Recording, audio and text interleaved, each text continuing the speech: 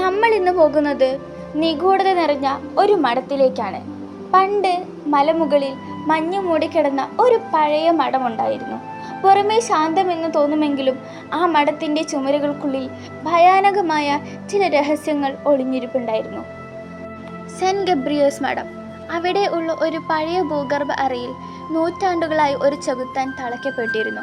ആ ചെകുത്താൻ്റെ ശക്തി കുറഞ്ഞു വരുമ്പോഴെല്ലാം ഓരോ 100 വർഷം കൂടുമ്പോഴും ഒരു വിശുദ്ധ ബലി ആവശ്യമായിരുന്നു.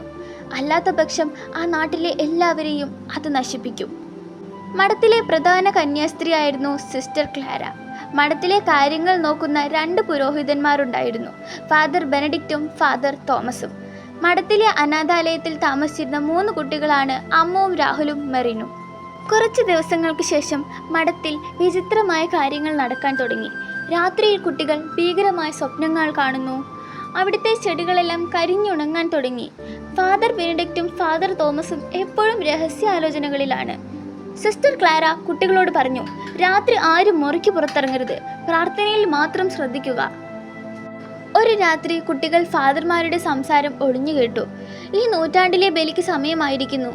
ആ കുട്ടികളെ നമുക്ക് താഴത്തെ അറയിലേക്ക് കൊണ്ടുപോകണം. കുട്ടികൾ ഞെട്ടിപ്പോയി. തങ്ങളെ കൊല്ലാനാണ് ഇവർ പ്ലാൻ ചെയ്യുന്നതെന്ന് അവർ കരുതി. അവർ ഓടിപ്പോയി സിസ്റ്റർ ക്ലാരയോട് സഹായം ചോദിച്ചു. ക്ലാര അവരെ മഠത്തിലെ രഹസ്യ വഴിയിലൂടെ ഭൂഗർഭ അറയിലേക്ക് മാറ്റി. ഇവിടെ നിങ്ങൾ സുരക്ഷിതരായിരിക്കും, അവൾ പറഞ്ഞു. പക്ഷേ അറയ്ക്കുള്ളിൽ എത്തിയപ്പോഴാണ് ആ സത്യം വെളിപ്പെട്ടത്. അവിടെ ചെകുത്താൻ ശരിക്കുമുണ്ടായിരുന്നു. ഒരു വലിയ കറുത്ത രൂപം, കണ്ണുകളിൽ ചോര തിളങ്ങുന്നു. അവിടെ ഫാദർമാരെ കെട്ടിയിട്ടിരിക്കുകയായിരുന്നു.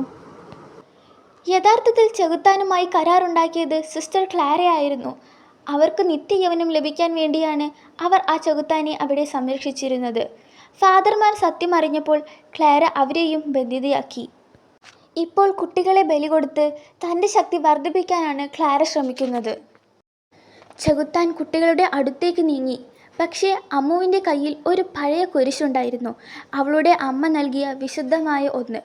അവൾ അത് ഉയർത്തിപ്പിടിച്ച് പ്രാർത്ഥിച്ചു. ഒരേ സമയം രാഹുലും മേറിനും അവിടെ ഉണ്ടായിരുന്ന ശുദ്ധജലം ചെകുത്താൻ്റെ മേൽ ഒഴിച്ചു. പെട്ടെന്ന് ഒരു അത്ഭുതം സംഭവിച്ചു. ചെകുത്താൻ വേദന കൊണ്ട് അലറി. ഫാദർ തോമസും ബെനഡിക്റ്റും തങ്ങളുടെ കെട്ടുകൾ പൊട്ടിച്ചു പുറത്തു വന്നു. അവർ 5 പേരും ചേർന്ന് ഒരേ സ്വരത്തിൽ പ്രാർത്ഥിക്കാൻ തുടങ്ങി. പ്രാർത്ഥനയുടെ ശക്തി ആ മുറി മുഴുവൻ വെളിച്ചം കൊണ്ട് നിറച്ചു. ചെകുത്താൻ്റെ ശക്തി ക്ഷയിക്കാൻ തുടങ്ങിയപ്പോൾ അത് തൻ്റെ യജമാനത്തിയായ സിസ്റ്റർ ക്ലാരയെ തന്നെ ആക്രമിച്ചു. ക്ലാരയെയും വലിച്ചുകൊണ്ട് ആ ചെകുത്താൻ ഭൂമിക്കടിയിലേക്ക് താഴ്ന്നുപോയി. അതോടെ ആ പഴയ മഠം തകർന്നു വീണു. മഠം തകരുന്നതിന് തൊട്ടു മുൻപ് കുട്ടികളും ഫാദർമാരും പുറത്തേക്ക് ഓടി. പിറ്റേന്ന് രാവിലെ നോക്കുമ്പോൾ മഠം ഇരുന്ന സ്ഥലത്ത് ഒരു വലിയ കുരിശുരൂപം മാത്രം ബാക്കിയുണ്ടായിരുന്നു. വർഷങ്ങൾക്ക് ശേഷം മെറിൻ തൻ്റെ മുറിയിലെ കണ്ണാടിയിൽ നോക്കുമ്പോൾ ഞെട്ടിപ്പോയി. അവളുടെ കണ്ണുകൾ സിസ്റ്റർ ക്ലാരയുടെ അതേ തിളക്കം. ആ ചെകുത്താൻ മരിക്കുന്നതിന് മുൻപ് തൻ്റെ അംശം മെറിനിലേക്ക് പകർത്തിയിരുന്നു. തിന്മ പൂർണ്ണമായും നശിച്ചിട്ടില്ല, അത് പുതിയൊരു രൂപത്തിൽ വീണ്ടും കാത്തിരിക്കുകയാണ്.